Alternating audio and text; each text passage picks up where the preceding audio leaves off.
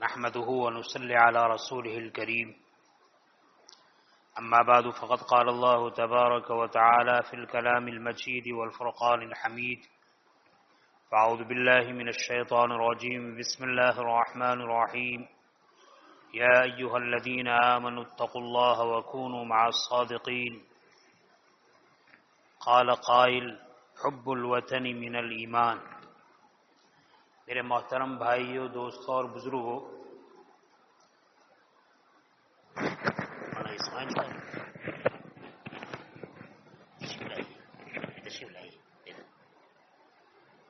میں نے دیکھا نہیں آپ کو۔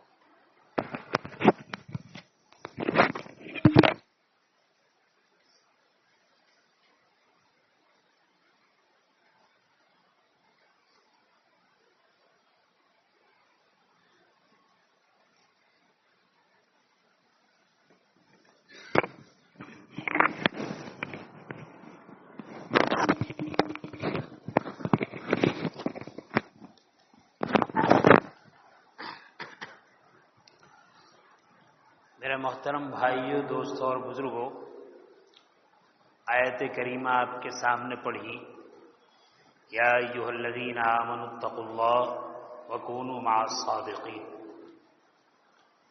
اے ایمان والو، اللہ سے ڈرو اور صادقین کے ساتھ ہو جاؤ۔ گزشتہ میں نے وعدہ کیا تھا کہ لاجپور کے اہل اللہ کے متعلق کچھ باتیں آپ کے سامنے پیش کروں گا۔ دنیا میں جتنی زمینیں ہیں وہ زمینیں اللہ تعالیٰ نے پیدا فرمائی ہے۔ زمین کی فضیلت کے لیے یہی کافی ہے کہ اس کا خالق حق تعالی شان ہے، لیکن بعض مرتبہ زمینوں کو جو فضیلت حاصل ہوتی ہے، مقام کو جو فضیلت حاصل ہوتی ہے، وہ مکین کے ذریعے سے ہوتی ہے، جگہ پر رہنے والوں کے ذریعے سے ہوتی ہے۔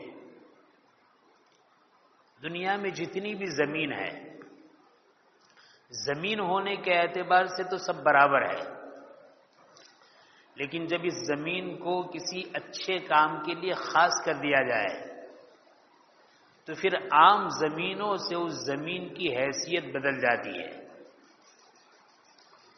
اس کے برخلاف اگر زمین کو برے کام کے لیے خاص کر دیا جائے تو اس کی برائی اور قباحت بھی بڑھ جاتی ہے۔ ایک عام زمین ہے، اس زمین پر کسی نے سنیما بنا لیا، تھیٹر بنا لیا، اللہ کی نافرمانی ہو رہی ہے۔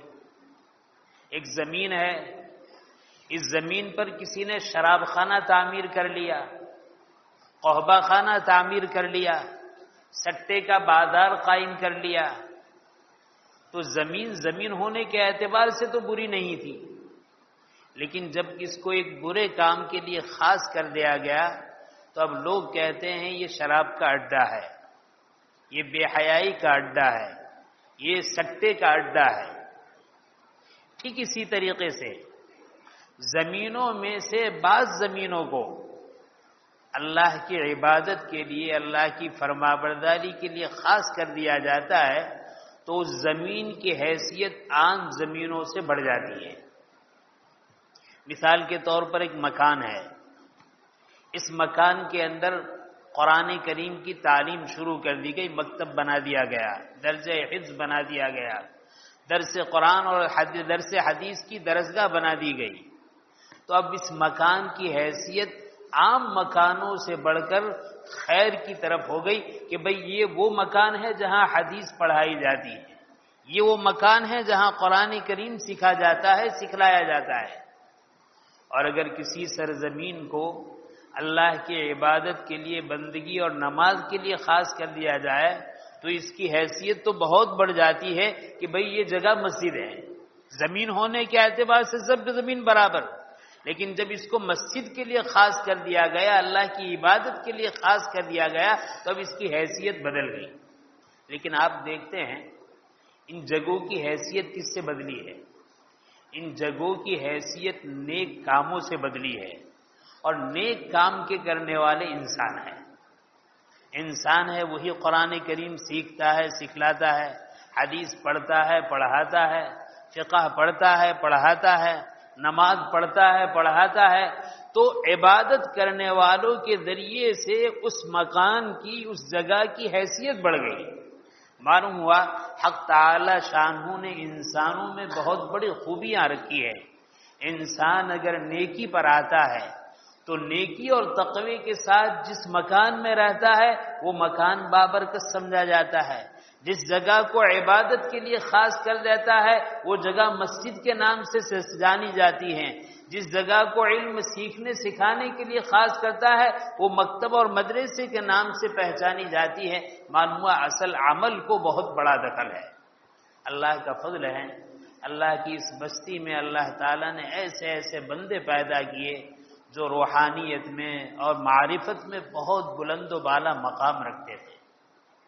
لیکن میں پھر کہوں گا زمین ہونے کے اعتبار سے، چاہے وہ لاجپور کی زمین ہو، چاہے ہندوستان کی زمین ہو، چاہے عالم کی زمین ہو، زمین ہونے کے اعتبار سے تو برابر ہے، لیکن اس زمین پر اللہ تعالیٰ اپنا فضل فرمائے، اپنے بندوں کو صلاح و تقوی عطا فرمائے، اپنے بندوں کو نیکی کی توفیق عطا فرمائے، اور وہ بندے اللہ کی وفاداری کے ساتھ، اللہ کی عبادت کے ساتھ اس زمین اور اس بستی کو آباد کرے تو پھر اس بستی کی حیثیت بڑھ جاتی ہے۔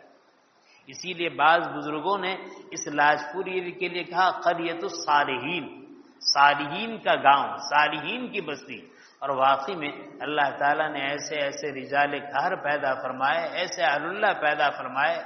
میں اس وقت ان کو اس لیے ذکر کر رہا ہوں، عام طور پر جب مجلس میں بیٹھک ہوتی ہے اور ساتھی یہ کہتے ہیں کہ ماشاءاللہ لاجپور قریۃ الصالحین ہے، صالحین کی بستی ہے، تو میں ہنستے ہوئے کہتا ہوں کہ صالحین کی بستی تھی، دعا کرو کہ اللہ تعالیٰ دوبارہ صالحین کی بستی بنا دے۔ صالحین کی بستی بھی واقعی میں اللہ تعالیٰ نے ایسے ایسے رجال کار، ایسے بندے پیدا فرمائے جو تصوف میں، معرفت میں، اللہ کی یاد میں، اللہ سے تعلق میں اتنا اونچا مقام رکھتے تھے جس کی کوئی انتہا نہیں۔ ہمارے بزرگوں میں ایک بزرگ گزرے ہیں حضرت صالح جی پیر رحمۃ اللہ علیہ، سیدھے سادے آدمی، برس تک ان کی ولایت کا لوگوں کو علم نہیں ہوا کہ کس پائے کے اللہ والے ہیں، کس پائے کے بزرگ تھے، لیکن بعد میں ان کچھ کراماتیں ظاہر ہوئی۔ اس کرامات کے بعد لوگوں کو پتہ چلا کہ اتنے بڑے آدمی ہیں۔ ہمارے اہل گجرات کی ایک کمی یہ بھی ہے، گجراتیوں میں کوئی اللہ کا نیک بندہ ہوتا ہے تو لوگ اس کی قدر نہیں کرتے، اگر باہر سے اللہ والے آ جاتے ہیں تو ان کی بہت زیادہ قدر کرتے ہیں۔ دیکھو اللہ والے دنیا میں جہاں کہیں کے ہو، چاہے ہندوستان کے ہو، چاہے گجرات کے ہو، چاہے لاجپور کے ہو، چاہے دنیا میں کہیں کے بھی ہو، اللہ والا ہے، نیک صالح ہیں، قابل احترام ہے، قابل قدر ہیں، واجب الاحترام ہے۔ لیکن میرے بھائیوں، ہماری غفلت اور کوتاہی یہ ہے کہ ہم دوسرے کو تو بزرگ تسلیم کرتے ہیں، علاقے کے بزرگ کو بزرگ تسلیم کرنے کے لیے تیار نہیں۔ اور ہمارا حال تو یہ ہے کہ ہمارے علاقے میں آدمی کتنا ہی بڑا اللہ والا کیوں نہ ہو، جب تک وہ انتقال نہیں کرتا ہے بزرگ بنتا ہی نہیں ہے۔ انتقال کرتا ہے پھر لوگ کہتے ہیں ایسے تھے، ایسے تھے، ایسے تھے، یوں تھا، وہ تھا، زندگی میں کوئی ماننے کے لیے تیار نہیں۔ تو حضرت صالح جی پیر رحمۃ اللہ علیہ بڑے اونچے مقام کے اولیاء اللہ میں سے تھے، لوگوں نے ان کو نہیں پہچانا۔ ایک مرتبہ ایسا ہوا، نواب کا دور تھا، نواب کے دور میں نواب کے پاس ہاتھی تھے، کسی کیچڑ والے راستے میں ہاتھی نے اپنے پیر کو گھسا دیا، بہت زیادہ کوشش کی گئی، نواب کے کارندوں نے اور وزیروں نے بہت کوشش کی کہ یہ ہاتھی کسی طریقے سے اپنی جگہ سے اٹھ جائے اور نواب صاحب کے ہاتھی جہاں بنتے ہیں وہاں چلے جائے۔ بہت کوششوں کے بعد ساری کوششیں بیکار ہوئی، وہ ہاتھی اپنی جگہ سے اٹھنے کے لیے تیار نہیں۔ لوگوں نے کہا یہاں ایک اللہ والے ہیں، ان سے کہا جائے۔ چنانچہ نواب صاحب نے کہیں سے تلاش کیا، اللہ والوں کی شان ہے، گمے رہتے ہیں، خاموش رہتے ہیں، اپنے آپ کو چھپائے رہتے ہیں۔ چنانچہ حضرت صالح جی پیر رحمۃ اللہ علیہ کو بلایا گیا، آئے، نواب صاحب نے کہا کہ حضرت یہ ہمارا ہاتھی ہے، یہ کیچڑ میں گھسا ہوا ہے، اس کے پیر دھسے ہوئے ہیں، بہت زیادہ کوشش کی گئی لیکن یہ اٹھنے کے لیے تیار نہیں ہے۔ دیکھو کیسے پائے کے بزرگ تھے۔ ہمارا تو حال یہ ہے، ہماری بزرگی کا حال یہ ہے، ہمارے تقوی کا یہ حال ہے کہ ہمارے سننے کے لیے تیار نہیں۔ وہ اللہ والے ایسے عجیب تھے، ایسے بڑے مقام کے آدمی تھے۔ وہ ہاتھی کے پاس آئے اور ہاتھی سے کہنے لگے، بھائی ہاتھی اٹھ، کیوں نواب صاحب کو پریشان کرتا ہے؟ بھائی ہاتھی اٹھ، کیوں نواب صاحب کو پریشان کرتا ہے؟ حضرت سادی جی پیر رحمت اللہ علیہ کی زبان سے یہ جملہ نکلا اور فوراً ہاتھی کھڑا ہو گیا اور جہاں اس کو جانا تھا وہاں چلا گیا۔ ایسے لوگ اللہ نے اس سرزمین میں پیدا کیے۔ میں کہتا ہوں اس وقت الحمدللہ جو بھی تھوڑی بہت جھلک نظر آ رہی ہے، تھوڑی بہت دین کی جھلک اور دین کی کھایا نظر آئی ہے، یہ ان اہل اللہ کے سجدوں کی برکت ہے، ان اہل اللہ کے آہے سحرگاہی کی برکت ہے، ان اہل اللہ کے راتوں کے آنسوں کی برکت ہے کہ الحمدللہ لاجپور کیسا بھی ہے دنیا میں اس کی لاج اللہ نے رکھی ہے۔ انہی بزرگ کے بارے میں ہے، کہیں بستی سے باہر کہیں کسی کام سے گئے ہوئے تھے، راستے میں جب لاجپور آنے لگے تو راستے میں ندی قائم ہوئی، ندی پڑتی تھی اور ندی میں پانی کی طغیانی تھی، پانی بہت زور پر تھا۔ کشتی اور ناؤ والے نے کہا کہ کشتی نہیں چل سکتی، پانی میں بہت زیادہ طغیانی ہے، طوفان ہے، کشتی کے ناؤ کے ڈوب جانے کا امکان ہے۔ تو حضرت سادی جی پیر رحمت اللہ علیہ نے اپنا رومال بچھایا اور رومال بچھا کر اس پر بیٹھ گئے اور اس کنارے سے اس کنارے پر آ گئے۔ ناؤ والا بھی دیکھ کر حیران رہ گیا کہ پانی کی طغیانی ہے، میں اندر ناؤ ڈالنے کے لیے تیار نہیں ہوں، اور یہاں حال ہے کہ یہ رومال بچھایا اور اس پر بیٹھ کر اس طریقے سے آ گئے۔ اور اللہ کی شان، جیسے ہی رومال بچھایا پانی کی طغیانی ختم ہو گئی اور ادھر سے ادھر اس پار آ گئے۔ ناؤ والے نے بھی ہمت کی کہ میں بھی اپنی ناؤ کو چلاؤں اور اس کنارے سے اس کنارے پہنچ جاؤں۔ جب ناؤ کو چلایا، درمیان میں پہنچا، پانی کی طغیانی شروع ہوئی اور ناؤ کے ساتھ وہ ڈوب گیا۔ مجھے بتلانا ہے حق تعالی شانہ نے اس بستی میں ایسے اہل اللہ کو پیدا فرمایا، لیکن اہل اللہ کو پہچاننے میں دیر ہوئی۔ آج بھی یہی حال ہے، ہر بستی میں اللہ کے نیک بندے ہوتے ہیں، ہر علاقے میں اللہ کے نیک بندے ہوتے ہیں، لیکن لوگ پہچانتے نہیں ہیں۔ کیوں نہیں پہچانتے؟ ان کا ظاہر ہمارے سامنے ہے، ان کا باطن ہمارے سامنے نہیں ہے، نہیں پہچانتے۔ ہمارے اکابر اور بزرگوں میں، ہمارے مشائخ اور اولیاء اللہ میں ہمارے ایک بزرگ گزرے ہیں، حضرت اسماعیل جی پیر رحمت اللہ علیہ، تکیہ جو مشہور ہیں، تکیے میں جن کا مدار ہیں، وہ صاحب دل اللہ والے تھے۔ کیسے اللہ والے تھے؟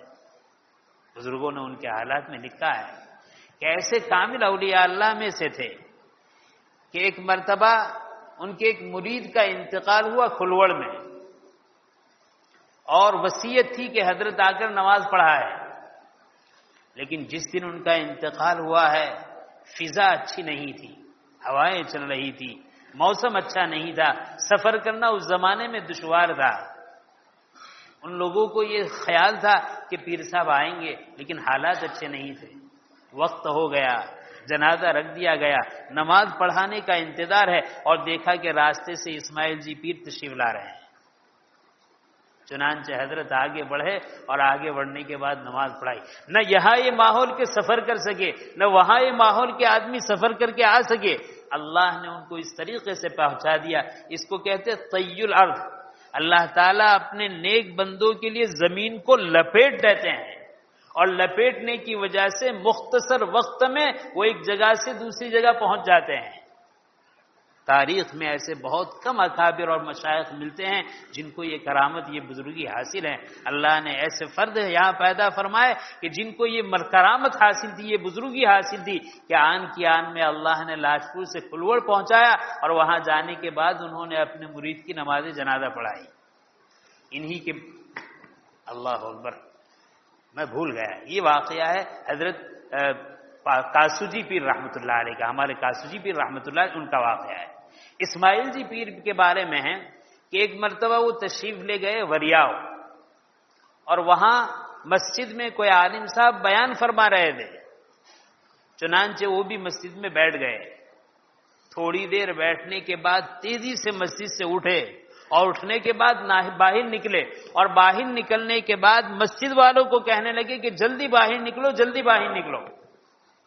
لوگوں نے آواز سنی، فوراً جلدی باہر نکل گئے۔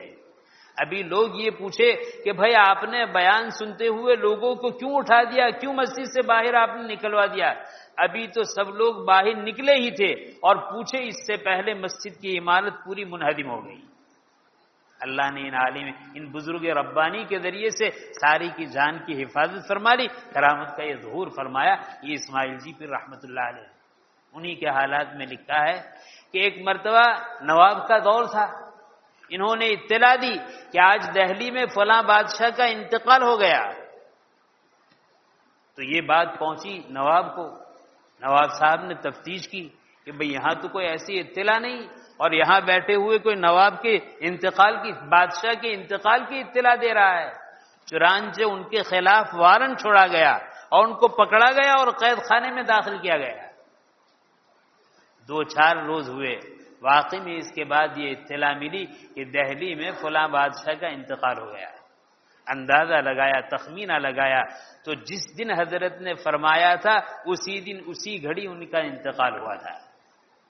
ایسے اہل اللہ حق تعالی شانہ نے اس بستی میں پیدا فرمائے۔ ہماری بستی میں ایک بزرگ گزرے ہیں، حضرت کاسوجی پیر رحمۃ اللہ علیہ، حافظ محمد کاسوجی پیر رحمۃ اللہ علیہ، کمال کے ولی کامل۔ ان کے حالات میں وہ جو پہلا جو واقعہ میں نے سنایا وہ انہی کا تھا کہ اس طریقے سے ان کے ساتھ معاملہ ہوا، اللہ نے طی العرض کا کی کرامت ان کو عطا فرمائی اور وقت پر ان کو پہنچا دیا۔ ان کے بارے میں ہے، حج کے لیے تشریف لے گئے، شیخ حرم اپنی مجلس میں بیٹھے ہوئے ہیں، اور بڑے پائے کے ولی اللہ ہے حضرت محمد کاسوجی پیر رحمۃ اللہ علیہ۔ اس مجلس میں بیٹھ گئے اور چپکے سے پیچھے بیٹھ گئے۔ تھوڑی دیر کے بعد شیخ حرم کو کشف ہوا، اور کشف کی بنیاد پر کہا کہ بھئی یہاں حافظ محمد کون ہے، حافظ محمد کاسوجی پیر کون ہے؟ لوگوں نے بتائے۔ پھر حضرت اٹھے اور کہا پیر صاحب آپ آئیے، آپ کی جگہ وہاں نہیں، آپ یہاں بیٹھیے۔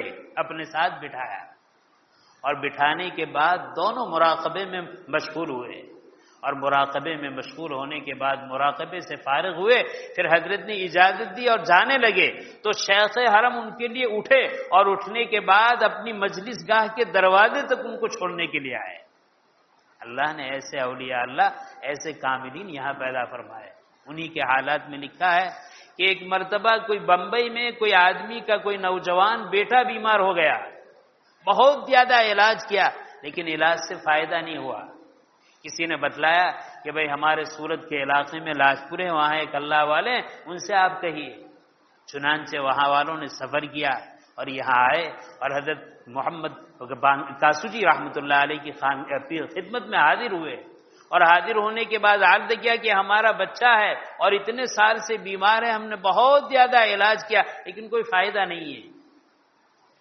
یہ مہدی کا جو درخت ہوتا ہے، اس کا جو پتا ہوتا ہے، حضرت نے ایسے کسی درخت کے پتے منگوائے، اور پتے منگوانے کے بعد کچھ پڑھا، اس پر دم کیا، اور دم کرنے کے بعد کہا کہ اس کو پیس کر اس کو باندھ دیا جائے۔ غالباً اس کے چہرے پر فالج کا اثر تھا، باندھ دیا جائے۔ چنانچہ انہوں نے علاج کیا، چند دنوں کے بعد اللہ نے ایسی شفا دی کہ اس کے بدن پر نشان بھی نہیں رہا کہ اس آدمی کو فالج اور لکوے کا اثر تھا، اللہ نے مکمل شفا دے دی۔ جب شفا ہوئی، بڑے مالدار اور رئیس آدمی تھے اس زمانے میں، بعضوں نے تو لکھا کہ اس زمانے میں 10,000 روپے، حقیقت معلوم نہیں کتنے ہزار، اس زمانے کی ایک بہت بڑی رقم لے کر ان کے والد، لڑکے کے والد حضرت پیر صاحب رحمۃ اللہ علیہ کی خدمت میں حاضر ہوئے، اور حاضر ہونے کے بعد ہدیہ پیش کیا۔ حضرت ناراض ہو گئے کہ ہم نے کوئی دکان بنا رکھی ہے، خدمت خلق ہیں، اللہ شفا دیتا ہے، اس میں پیسے کی کیا بات ہے؟ خفا ہو گئے، وہ اصرار کرنے لگے۔ مریدین نے کہا لے جاؤ، اگر تم نے نہیں لیا اور حضرت ناراض ہو گئے اور کوئی بد دعا نکل گئی تو ہو سکتا ہے وہ بیماری واپس لوٹ آئے۔ اس پائے کہ اللہ نے کاملین ہمیں عطا فرمائے۔ میں اس بستی والوں سے عرض کر رہا ہوں، گیا وقت ابھی گیا نہیں ہے، ہمیں اپنے اسلاف کی تاریخ کو سن کر اپنے احوال کو بدلنے کی ضرورت ہے۔ قطعاً بزرگوں کے حالات اس لیے بیان نہیں کیے جاتے کہ وہ ایسے تھے، وہ ایسے تھے، وہ تو واقع میں بہت بڑے تھے۔ احوال اس لیے بیان کیے جاتے ہیں کہ اس بستی میں اللہ نے ایسے اہل اللہ پیدا فرمائے، اگر بستی والے پھر ہمت کر لے، پھر ارادہ کر لے، پھر اپنا ٹوٹا ہوا تعلق اللہ سے جوڑ دے، اللہ تعالیٰ اس بستی میں دوبارہ ایسے اولیاء اللہ پیدا فرما سکتے ہیں۔ حق تعالی شانہ ہمیں اپنے گناہوں پر سچی پکی توبہ نصیب فرمائے، حق تعالی سے تعلق جوڑنے کی توفیق عطا فرمائے، اور دوبارہ ان بستی سے حق تعالی شانہ اولیاء کاملین پیدا فرمائے۔